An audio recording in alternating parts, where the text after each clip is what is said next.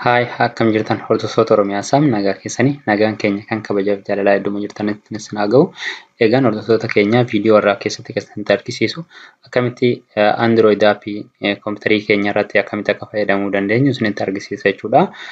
Warroonni Windows 10 fi sanaa gadi qabdan Android aappii bifa kamiin kompiitarii keessan irratti akkamitti akka fayyadamuu dandeessan isinitti argisiisa. Hamma xumura viidiyoo keenyaatti nu faana turan affeerraa keenya jechuudha. Garas darbuudhaan duratti chaanala Oromiyaa Saamiif haaraa kan taatan subscribe gochuudhaan maatii keenya ta'a. Viidiyoo keenyas like gochuun irraanfatina. Gaaffis ta'e yaada qabaattan comment godhaa isiniin jenna. Amma gara viidichaatti yeroo darbinu duraan dursa Google Chrome keenya ni banannaan jechuudha. Google Chrome keessan gaafa banattan iddoo taabii sarchii kanarratti www.bluestacks.com jettanii barreessitu jechuudha. Linkii kana websaayitii linkii kana description box YouTube chaanala keenya jala isiniif kenna bakka sanarraa argachuu dandeessu. Bifa kanaan www.bluestacks.com jettanii barreessitu gama websaayitii dhaabbata kana isin geessa jechuudha. Yeroo bifa kanaan isinii banee dhufu iddoo kanarratti kilik gootu jechuudha. Dibantoonni websaayitii kana erga bantanii afaan yoo isin filachiis ta'e Ingilish filattu.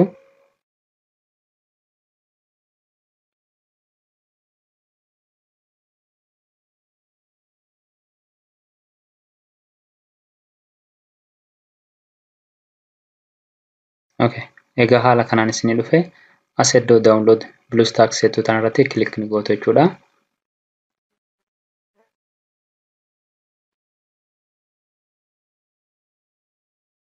Kana booda bakka kanarratti gadi buusuu eegala jechuudha.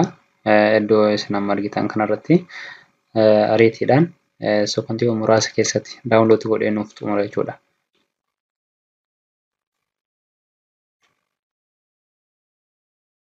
Bifa kanaan gaafa inni isiniif xumuramu open gootu.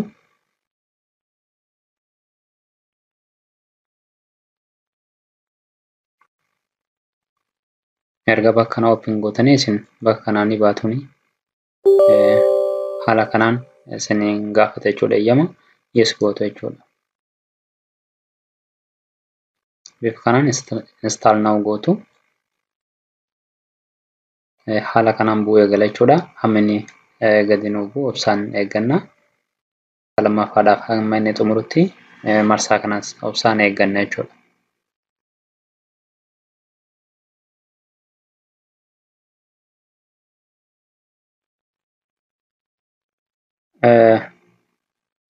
Ammas obsumaan eeggattu jechuudha.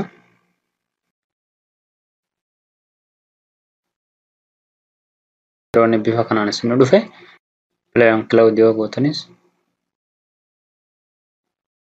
open on cloud irratti yeroo lukuttan bifa kanaan isiniif dhufe jechuudha. Amma arganne bifa kanaan isin dhufe wanti gochuun isinirra jiraatu akkuma isin argitan iddoo kanarra Play Store jira jechuudha. Play Store jira. Akkasuma yoo gara darbitan kaameraa setting Google Chrome fi miidiyaa gara onnaa ni jira jechuudha. Mobile Android wanti nu akka nu fayyadamuu dandeessisu akkuma isin argitan bakka kanarra Play Store jira.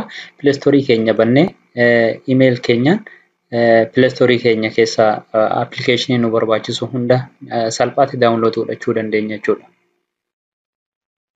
Erga bifa kanaan isiniif dhufe wanti gochuun isinirra jiraatu sign in gootanii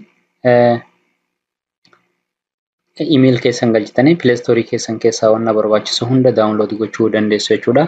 Amma kallattiidhaan email keenya galchine Play Store keenya haa bannu nu faana turtu. Erga haala kanaan isin dhufe iddoo kanarratti email keessan ni galchituun jechuudha. Next gootu. Email keessan sirrii ta'uu erga hubattanii next gootuun jechuudha.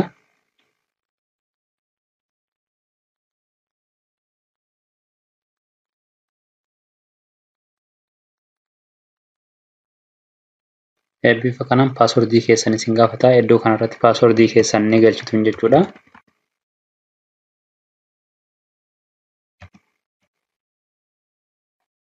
Next ni gootu erga paaswordii keessan galchitanii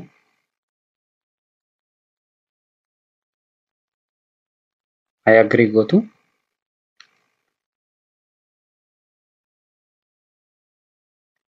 Kana booda bifuma amma isin argitan kanaan Play Store'n keessan isiniif banataan jechuudha. Accept gootu.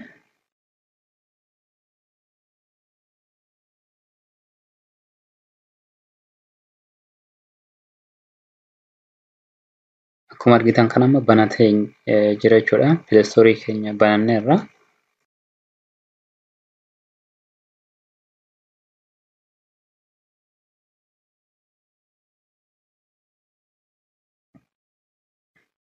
Akkuma isin argitan kana Play Store keenya bananneerra jechuudha kompiitarii keenya irratti.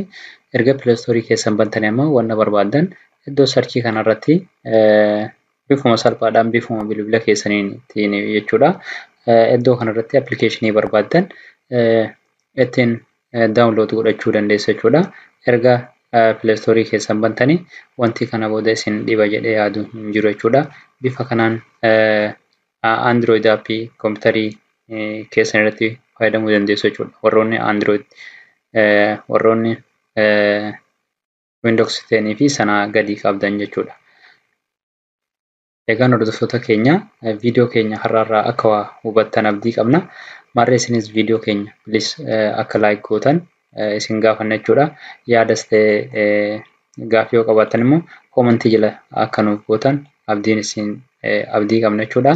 Viidiyoo kana fakkaatuun hamma deebinee wal arginutti har'aaf immoo nagaa rabbiif keessa nuuf jiraadha.